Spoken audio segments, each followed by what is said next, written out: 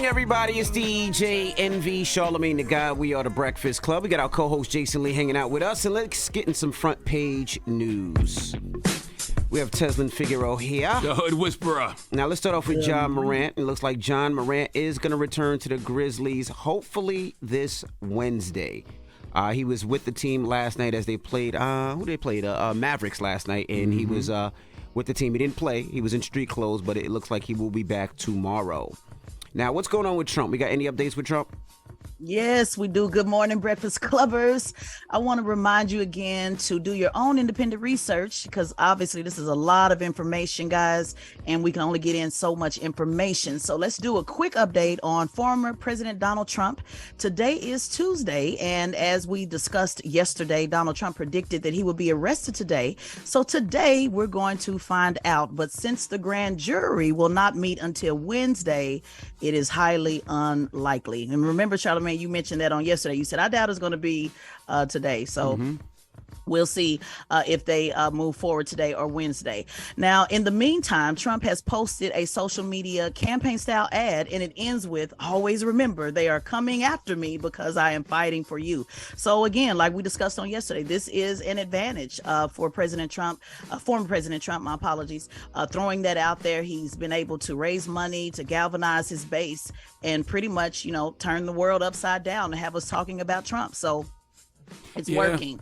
I don't think Trump is getting arrested today. In fact, I'm not sure he's getting indicted in NYC at all, to be honest with you. Remember in Endgame when Thanos got hit in the chest by Thor's Stormbreaker and he said you should have went for the head?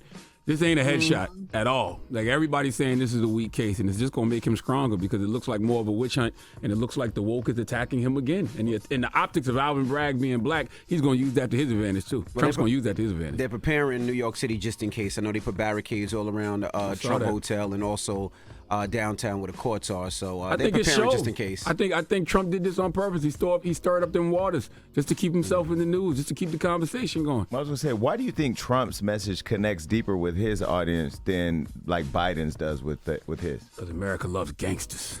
Yeah, that's right. Or the perception of gangsters. And they're doing a ride out today from Long Island. So I guess all the MAGA people, they're going to get in their cars and it's probably going to be a long line. Wait, they coming out here? Yeah, to the city. They're going to ride through. For real? Yeah. And once again, when somebody uses the threat of violence to avoid prosecution, we're in a dysfunctional society, a dysfunctional government. Now, what's going on with Florida governor now? DeSantis. Yeah, absolutely. You guys are right. And just as a piggyback on that, they are that campaign ad. They're using Alvin Bragg's photo in that. And I told you guys years ago when I came to the Breakfast Club that Trump is absolutely the Suge Knight of politics. But after being pressured for several days by Trump allies, in other words, they told them pick a side or step aside. Governor Ron DeSantis finally broke his silence about Trump's potential indictment. And honey, his response was nice, nasty. He did not hold back on the shade. Take a listen. I don't know what goes into paying hush money to a porn star to secure silence over some type of alleged affair. I can't speak to that.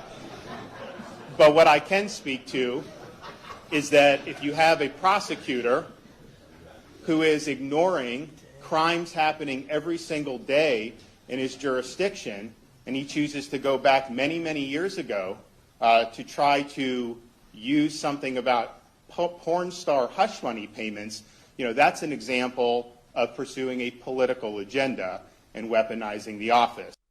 That was shady. It was. And he didn't have to say that, but he said it anyway. And then Trump came back and said, well, in paraphrasing, I won't read everything he said, but he said, well, you'll realize what this is like basically once you become more well known. So he threw some shade back on and then put up a picture saying that DeSantis might face allegations from underage girls or possibly a man. For them to hate gay people, they throw in the shade just like the girls do. Man, son, you got to move that over to the rumor report, Jason, and let us know what's happening with. And Tez, what's going on with these LA schools? What's happening in LA today?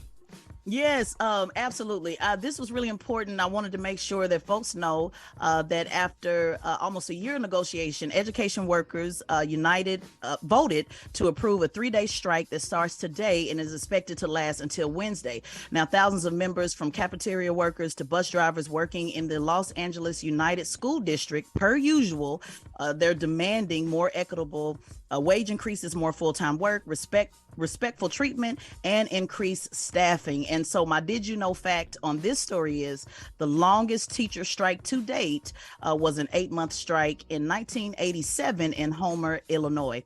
And before we close the front page news, I want to just double back on something I said yesterday. A lot of people said, are you telling me I can run? When I mentioned you could run for president of the United States with being a felon, and somebody said, I can't believe that's true. So I want to double down on that again. Yes, you can run for president of the United States, even if you are a convicted felon. Now, you may have a hard time getting a job or a place to live, and all the basic necessities, but you can run for the highest office in the land, and a quick Google search can confirm that fact. That was your front page news. Okay, thank you, Ain't Tess. no requirements to be president, huh? No. God damn. We see, honestly. Lord have I have a mercy. question. Did Trump and Melania ever get divorced? Did they get divorced? I don't know. No, I don't think so. No. No, they're still married. They're still married? I never heard that. Yeah. She looked like Allegedly. she wanted to get Yeah, divorced. that's what I said, Yeah, she yeah. wasn't holding his hand and she was dodging him. I never seen them together Nah. anymore. Like, when was the last time y'all seen her? She probably exhausted. Mm-hmm. Well, we really didn't see it when he was running. I mean, when he was actually in office. Remember, she wasn't excited at all about the presidency. Remember, it took her a while to even move to D.C. They probably should have had sex 4 times a day. Hilarious. Ain't nobody trying to have Donald Trump on there 4 times a day. But okay. All right. Thank you, Tez. Get it off your No chest. 800-585-1051. If you need to vent, phone lines are wide open again. 800-585-1051. Get it off your chest. Call us up now. It's The Breakfast Club. Good morning. Morning, everybody. It's DJ NV, Charlamagne the Guy. We are The Breakfast Club. We got our co-host Jason Lee with us this morning. And it's time for Front Page News. We got Teslyn Figueroa on the line. She's back. Good morning, Tez. Good morning, everybody. Now, where you want to start? The 4 guilty of conspiracy? Break that story down for us. Yes, 4 people associated with the far-right anti-government extremist group known as the Oath Keepers were convicted on Monday of conspiracy to obstruct Congress and obstruction of Congress stemming from the attack on the U.S. Capitol. Both of these charges can carry a sentence of up to 20 years behind bars. And now, so far, the DOJ says that at least 1,000 Trump supporters have been arrested for the January 6th Capitol riot. Now, I do, again, want to remind people this particular story, guys, look it up because there's a lot of information on this one that I couldn't get in on who was charged and why and their husbands and baby daddies and all. It's a lot with this story, so I want to have you guys look it up. But I remember Charlamagne and NVU talked about several times, like, when are people going to go to jail? And so I just wanted to remind people that there have been over 1,000 people who have been charged. Now, convicted and going to jail, that's another story, but there's some movement on that. Yeah, it's been quite a few that's been convicted and going to jail too, though. Now, we also got to talk about this Vermont high school basketball team, girls team. They're forfeiting a tournament because they don't want to play against a transgender player.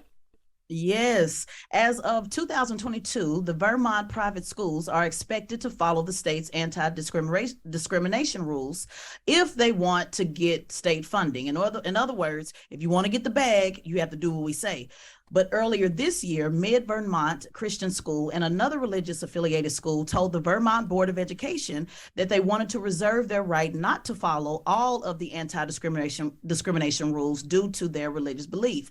Well, it appears that they tried to exercise that right and decided in February not to play in a tournament because they refused to play against a team with a transgender player.